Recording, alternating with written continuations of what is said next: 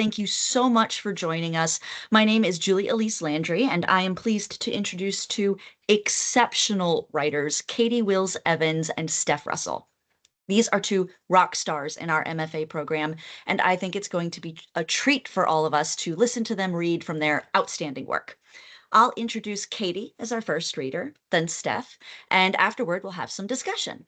If you can, feel free to type any questions into the team's Q&A, though sadly, I think that might not work for everyone. If it does work, we'll answer a few of your questions at the end of the reading. So what do you think? Katie and Stef, are y'all ready to get started? Yes, ma'am. Great. Katie Wills Evans is a poet, writer, and educator rooted in New Orleans, currently pursuing her MFA at the Creative Writing Workshop at the University of New Orleans. Katie, I am so glad to have you here. Please take us away. Thanks. Before I start, I just wanted to say thank you, Jolie, for hosting. Thank you, UNO, for the space to get this degree. And I wanted to hold a moment of silence for the writers and academics in Gaza whose lives have been disrupted at least or taken at worst. So let's hold a moment if we can. Thank you. This piece is called Something for the Children. Losing the light was difficult. Some of us never got over it. A few took to the latter, choosing a short, painful life of lungs full of fallout in exchange for their sight. Most of us adapted, grateful to be in the small number of spared. All day we moved through the dark and heard only ourselves. Underground, there were no waves, no crickets, no thunder, no fire, no crash, no chirp, no clap, no crackle. At first, just our breathing and arguing, sort of fucking and crying, all rolling back down to us from the domed earth above. Then we decided to do something for the children. We decided they needed to know how things were. We began to recreate the sounds, the ocean, one of the earliest. These performances gave us elders an aching comfort, their familiarity as salt that cleans the wound. Do you hear that? This is how it was. In the beginning, we worried so much about the supposed accuracy. I can see now how foolish that was. Most of the young people listened to our memories dutifully, but one wasn't content with what had been. He had come down the ladder alone as a child and didn't care about what we were trying to preserve, combining sounds that shouldn't have been together, crackling a fire on the plane, whistling a tea kettle on the motorcycle. Stop, we told him, we who knew how things were. I thought it would pass, but during the next thunderstorm performance, he made what he said was the sound of our skin laughing in gratitude for the rain. I felt the scuffling of feet, heard his back pound the wall. Down here, we do things as they were up there. We can send you up if you need to see for yourself, we said. He was quiet for some time, young man, until the night we gurgled a river. He sat along the wall and just hummed, barely audible over the rushing exhales and the whistled crickets. Suddenly, a high note, falsetto and jarring, out of harmony. I felt movement around me.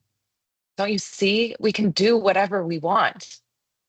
We ignored the young man. We kept up the river. The sounds that followed were not an imitation of anything, just the meaty thuds of violence. I smelled his blood, the iron and dirt mixing. There was dragging, grunts, and panting. His skin squeaked against the ladder's metal, a heavy slam. No one stopped. We kept up the river. This is what it sounded like, an out-of-breath voice said before crackling a fire on the bank. But our soundscapes barely sounded like the old world at all. We hadn't recreated the nature we once lived in, just reinforced the nature that lived in us, our need to control and preserve, to give up what could be for what was. The old world sounded just like this one, like the young man's pounding on the high hatch above.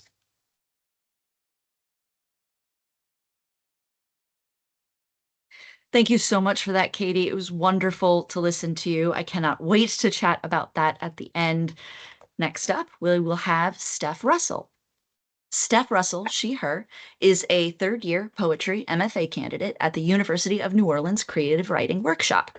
Previously, she was Utah Eats reporter at the Salt Lake Tribune, St. Louis Magazine's culture editor, and Laumeier Sculpture Park's poet in residence. Her chapbook, Inferna, was published in 2013 by Intagliata Imprints, with a cover by the Firecracker Press. The Possum Codex was published by Otis Nebula in the fall of 2015. In 2019, Spartan Press published 47 incantatory essays, which are exactly what they sound like. What are you reading for us today, Steph? I have two shorties and a weird, well, I'll get to the third one. I have three little pieces. Also, I just wanted to say this, echo Katie's thanks. Thanks for doing this, Julie. Thanks to UNO. Thanks, Katie, for that lovely introduction and that beautiful poem. I'm really like, it sounds cheesy to say I felt honored to be reading with you, but I do. I really love your stuff. So that was lovely. This first one is called Don't Believe What the Fire Told You. We see holes burned in the sky where a clear star hung only yesterday. We use salamander as a verb.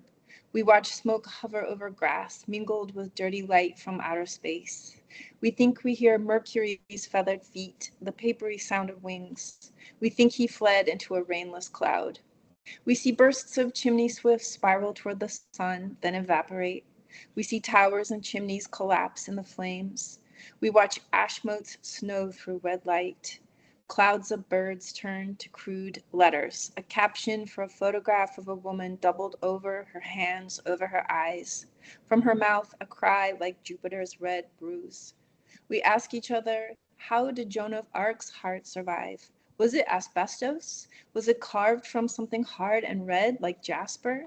What kind of heart does God carve for his pet? Fire slandered her heart. We guess her heart salamandered through the fire. Maybe we say God gave Joan an igneous heart, an ignoble heart, a magmatic heart. Maybe God gave Joan a magnetic heart. We dig through the crust of the earth looking for her sizzling heart. Then we remember her heart got thrown in the river. We remember she signed her name with an X. She became a constellation. She signs her name in light. ZE for xenon. We watch the sky now. We know when she gets homesick, she comes back to Earth as a falling star, dazzling with its bridal train of flames. So this is the second one. It's called Glass Pretending to be Stars. My yellow flowered tablecloth just washed. This year on our block, July 4th started in May. I spread it out on the table. My neighbor in Hyde Park owns a cannon. This mint green table, I painted it myself in the backyard. My neighbor rolled his cannon out of his garage. On a clean tablecloth, I read the future with cards. He shot cannonballs down the length of the park. A clean tablecloth, a dirty dog-eared deck. Dumpsters erupted all May, June, Roman candles blowing off the lids. A dog-eared tarot from the 70s called Mountain Dream. Crackles and bangs all night. Humid air holding the smoke. The cards show young hippies photographed as peasants, wizards, horse riders. Explosions set off the dog telephone, dog in that yard, setting off that dog and that dog. Young hippies posed in horse pastures and apartments, a tablecloth hung as a backdrop. On July 3rd, people got up early, drank coffee, lit fuses, shuffle and cut, shuffle and cut. On July 4th, they began setting off fireworks before noon. Shuffle and cut the deck 3 times to the left, hand over hand. It wasn't even dark. People lit wicks and fuses. Who have we here? My neighbors lit super strings of firecrackers, light flashing in the sunshine.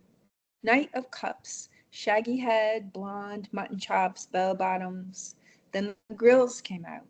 Night of cups at the horse paddock, posing with someone else's blonde pony.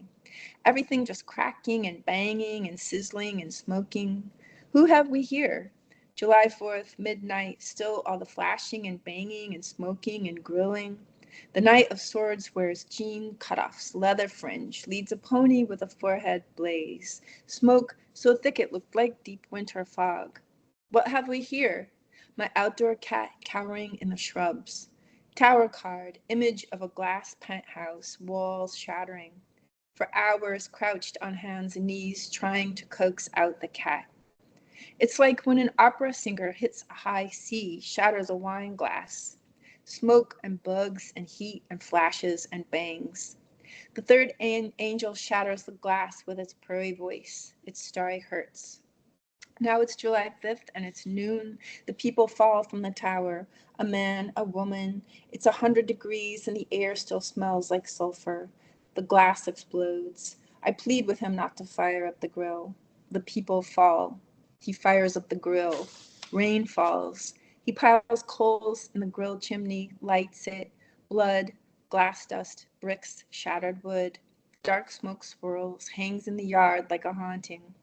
Glass flies into every eyeball on every angel's wing. We stare at each other, saying nothing. Glass shards hang in the air, eating color from rainbows. He grips the tongs more tightly, stirs the coals. Glass, pretending to be stars. He squirts paraffin on the flames. So I think actually, thanks guys. I think for time we probably need to move on, right? I can save Ghost Adventure. No, okay.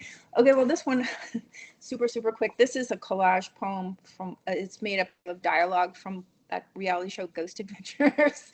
It's an extremely silly poem. I said I was never going to read it again. So caveat, I'll never read it again live in a room full of people.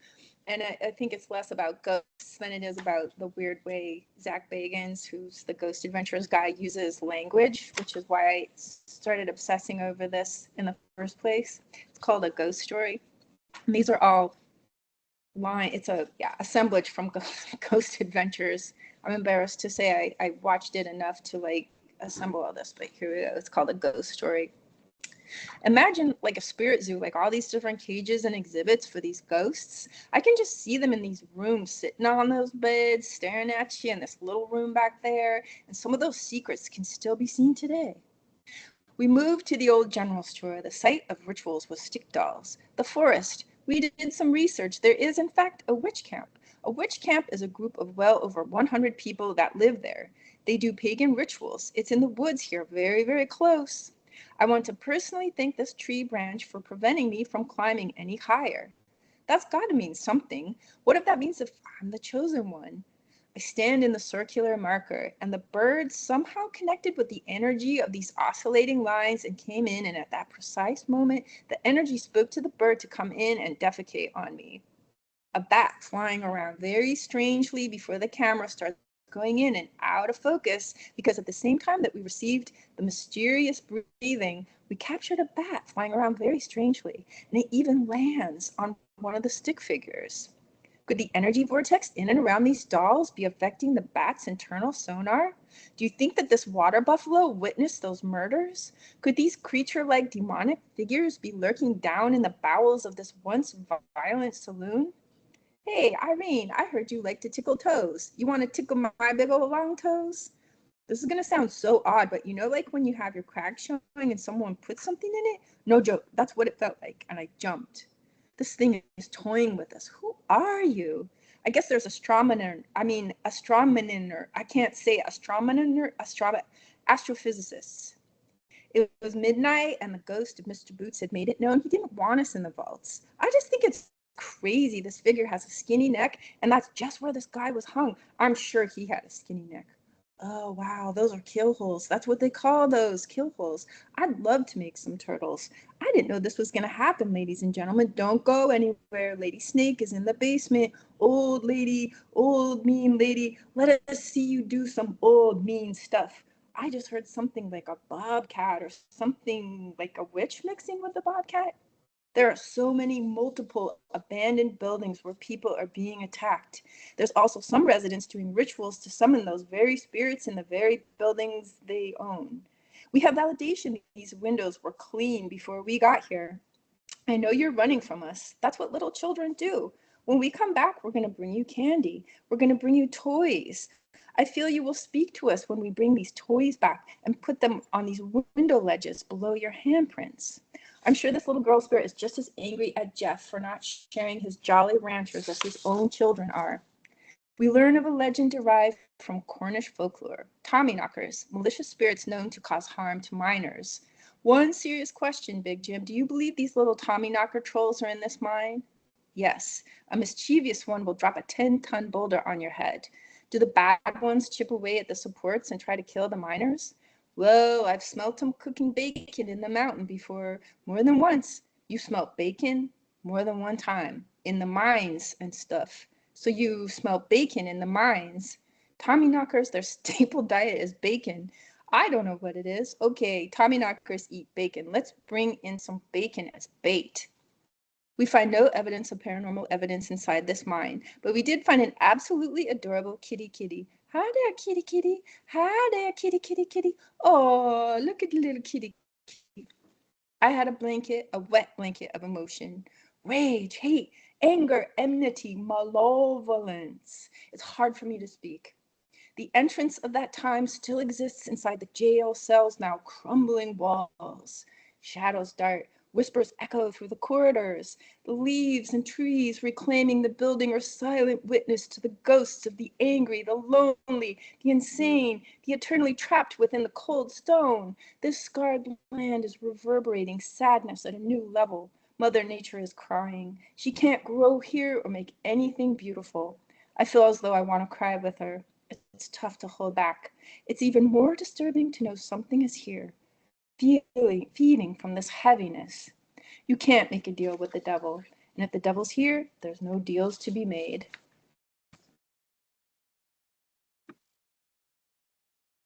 That was fantastic, Steph. I love having a front row seat to all of this great writing and great performance, especially in the case of that last one.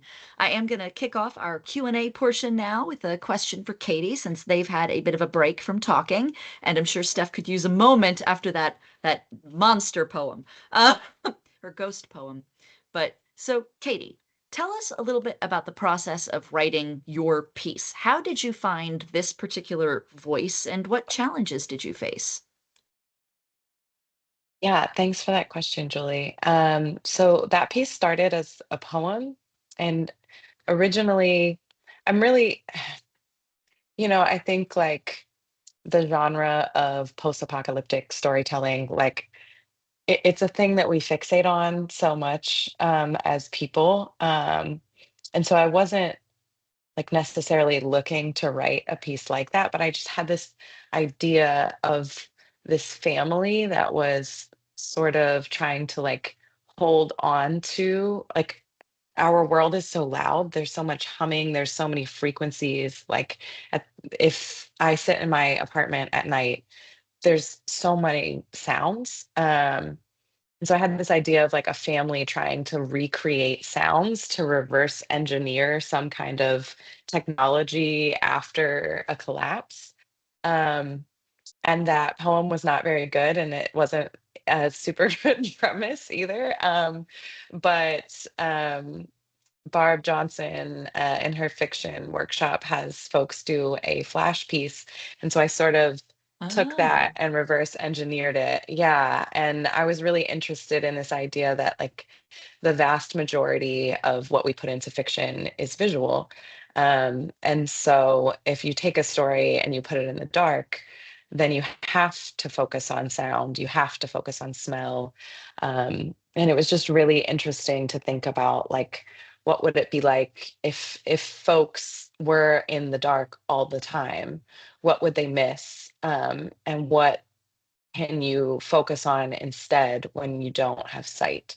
Mm. So I sort of played around with a lot of that. And I was really interested in like what sounds would people want to recreate, and really I just wanted to play with the language a lot. So like the early parts, like no clicks, no chirps, like I just wanted to play with that a lot.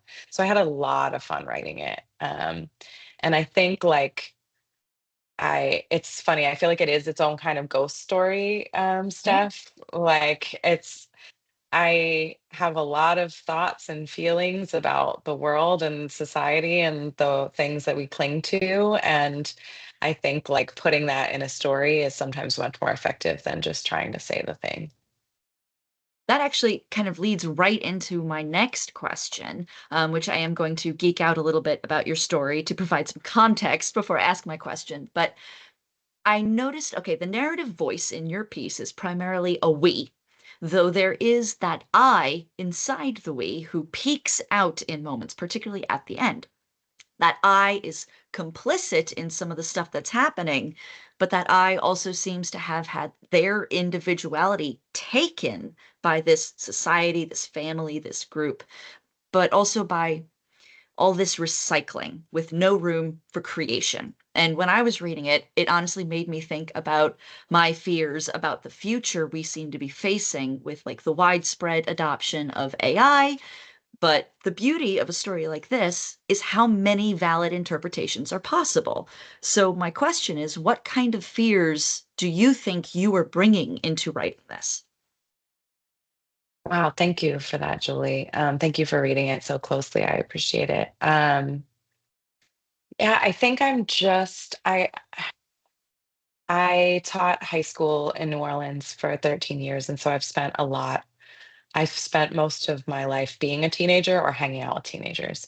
Mhm, And one of the things that I love about them is they're just not sold on this idea that the way things are is how they have to be. They have mhm, this ability to um, see alternatives and possibilities without like assuming the current parameters that I think gets harder as you become an adult and have to like and are like banging your head on the parameters all the time.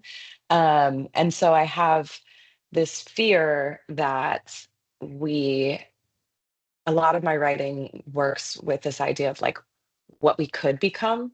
mhm, I'm working towards a novel that is sort of like not a quite a utopian novel, but like say we win and we get the thing we want, mhm, then we'll still be people and we'll have to mhm, keep it. And what does that look like, right? But I think my fears are that we won't get to that because we just are so quick to believe that things have to be the way that they are. And I think um, to be more direct, I think a lot of us are capitulating to demands from mhm. a very fascist government that we don't have to. Like we're not even at risk yet. I went to a conference for after school educators a couple of months ago, and folks were talking about pulling their pronouns out of their email signatures so that because they were worried that they might lose funding if they didn't.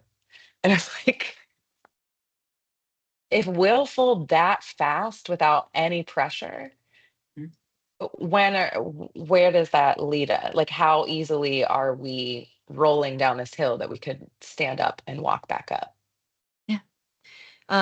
This was a question that I debated whether or not to ask you, but since you brought some of this up, I was wondering, as specifically as an experienced educator, how do you envision a less repressive balance between, we have this idea, especially in writing education, that you have to know what the rules are before you're allowed to break them.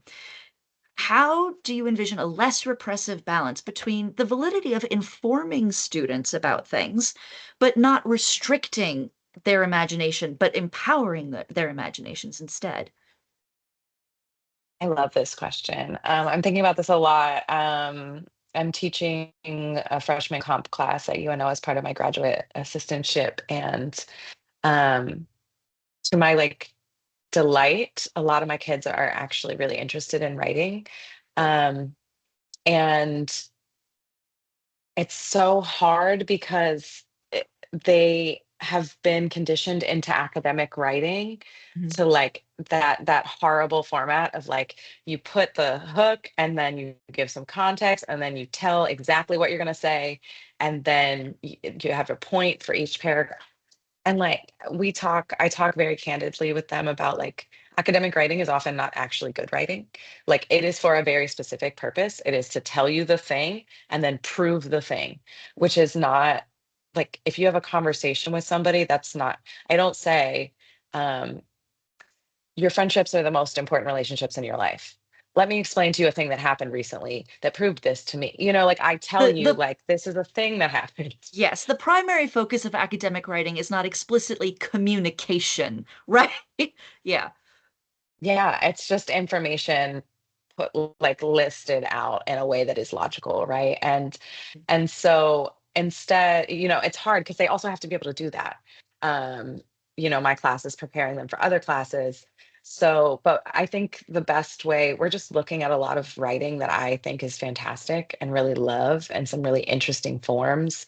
We read the first chapter of Kiese Layman's book, Heavy, which is one of my favorite pieces of writing, period, but also to teach. And there's like an honesty in that work that is so stunning to me, and that like almost shames me when I think about like how much I'm always trying to polish and perfect and put something out that folks won't be able to like see the me in it. And like that is what I love about that work.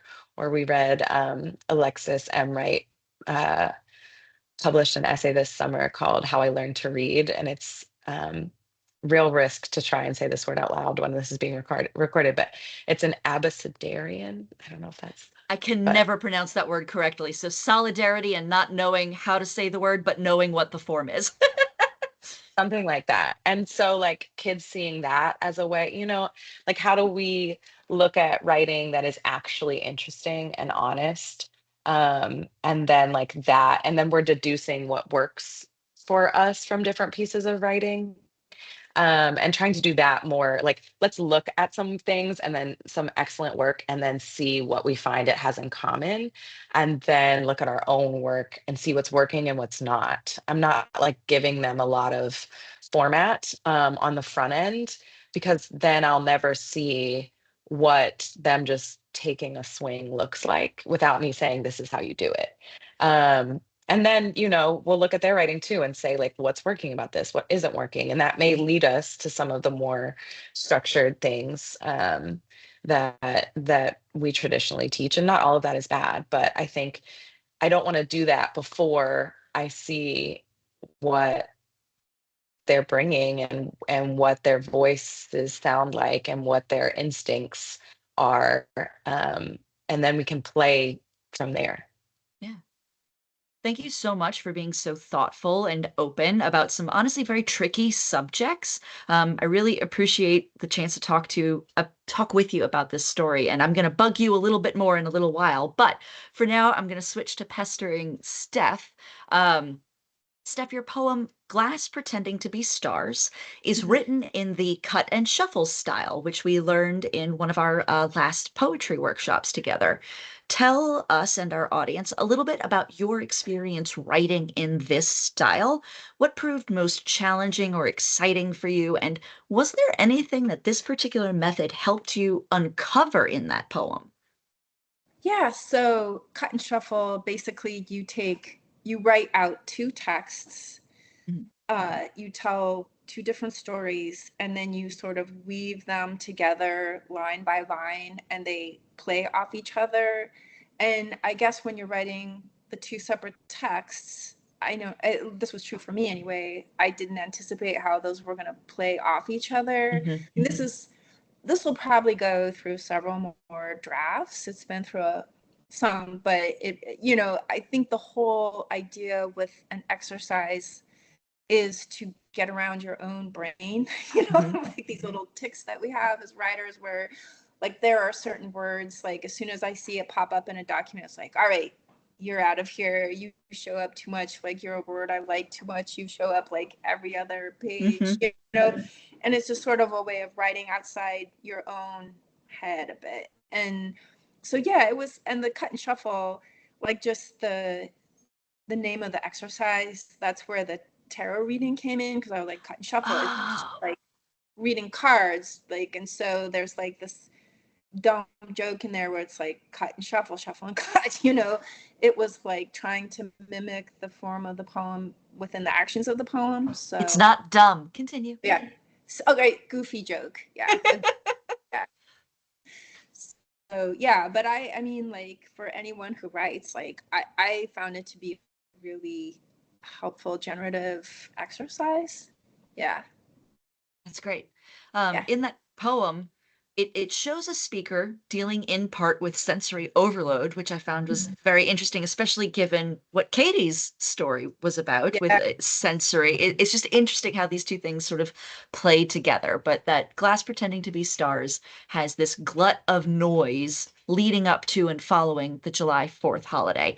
I know from reading your work from other poems that you pay particular attention to perception and senses and like the texture of sensory experiences sometimes when you write, which makes me wonder, when you first step into a poem, are you going in image first or phrase first?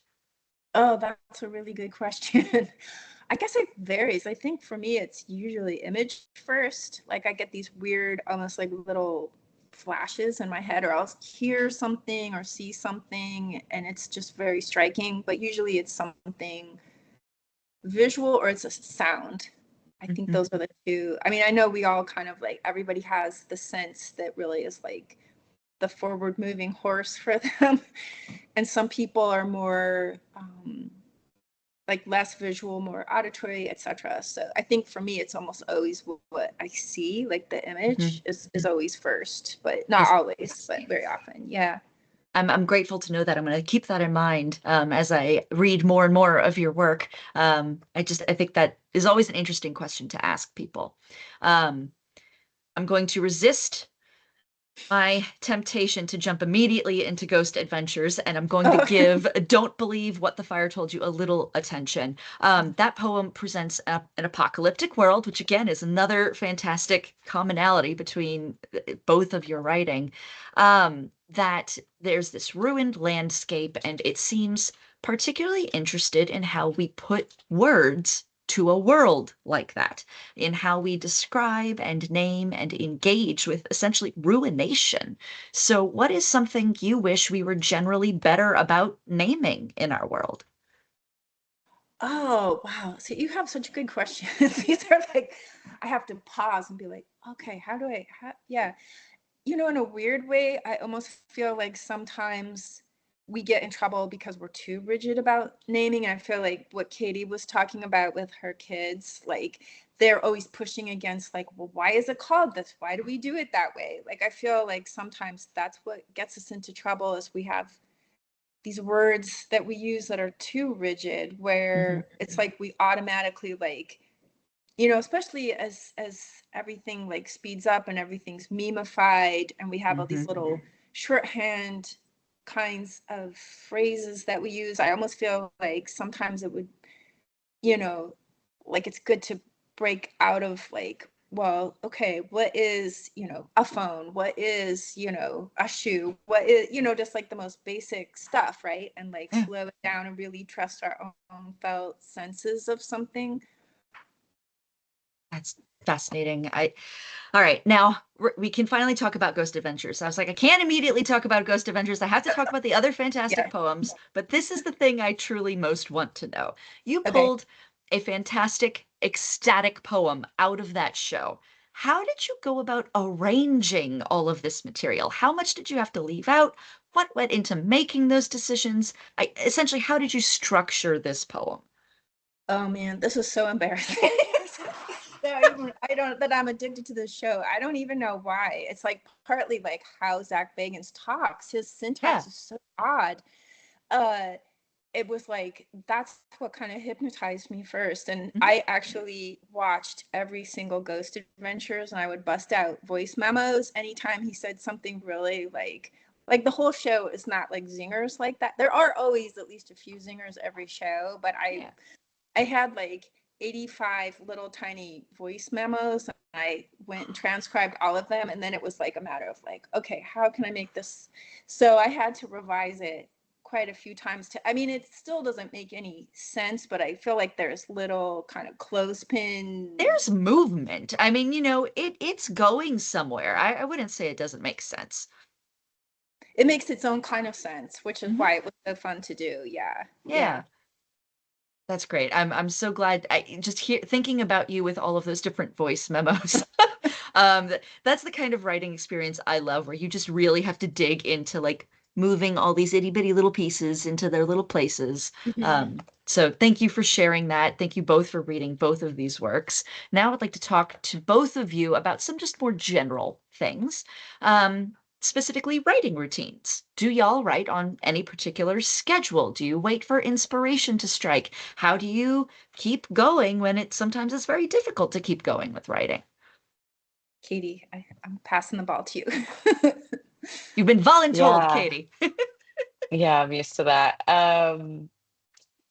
I've been trying to create a routine. I'll spare us all the astrology of it all, but I think like I I would say I write every day. I would say poetry is I'm a fiction candidate, but I am as a human, I am a poet. And I I'd say agree. that because and that means the world. I say that because poetry is the form of language that is most compatible with how I think. Hmm. Um, and so uh, the like mulling of the like fixation of Mm-hmm. poetry is Favorite very thing. natural for me. Yeah. Some neurotype things happening. And as is the like associative between things that don't seem related. Yes.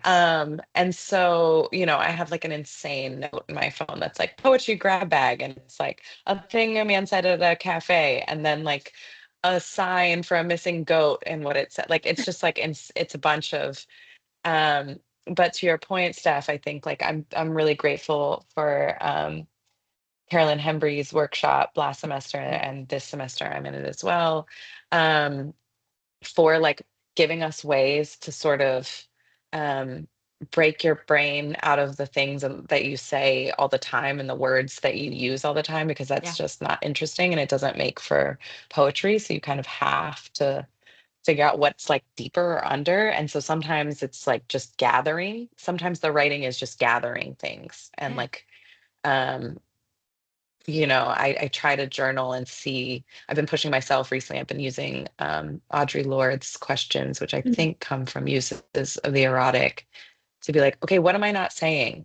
Like, where's the truth that's under this like polished thing that comes out? Because I think that's what people want to hear, but it's not actually the work that's interesting or that I need to be making or that matters. Mhm. Um, so it's hard. I'm like, and then I have deadlines for short stories. And so I think like some of it is dictated by the circumstance. And, we're all balancing like full-time work and school and all of it.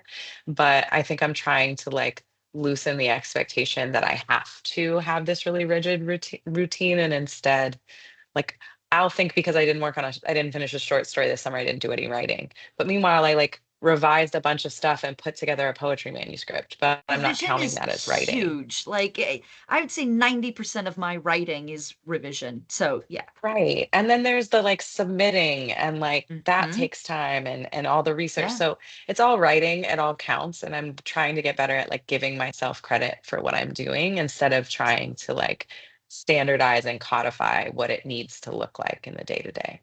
I think that's a very important reminder for anyone and everyone interested in any kind of writing, that it can look like a lot of different things that are all part of getting to the same place.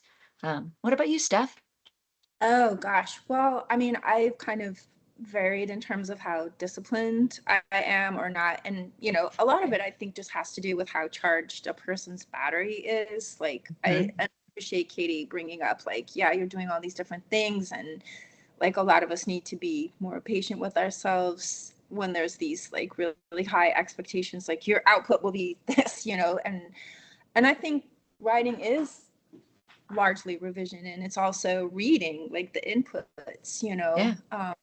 uh that all that said, like I used to be a really disciplined journal keeper, and then I kind of fell off of that, and I have now gotten back on the journal train because I think it's important, just if nothing else to like clear the creosote out, Mhm. so yeah. And it's just also, I think it's just like when singers go up and down the scales, like it is like playing scales. It's like keeping your voice limber. I think there really is something to that, even if it never goes out into the world. And sometimes there are little interesting flashes in there.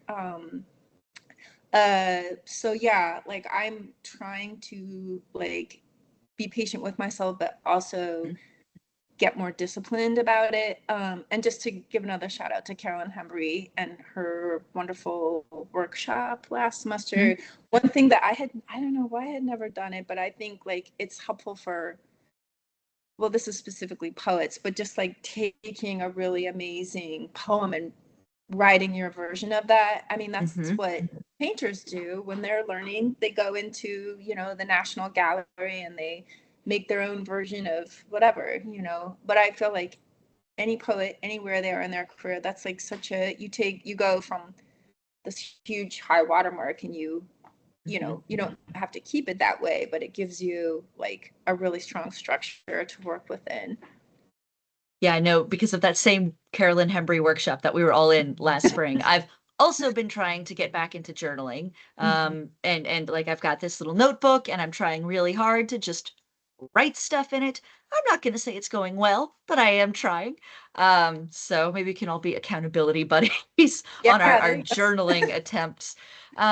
You've both kind of touched on something that's my second to last question, but you might be able to elaborate a little bit on it, which is what is something valuable you've taken away from your time in our MFA program? Wow. Katie, go ahead.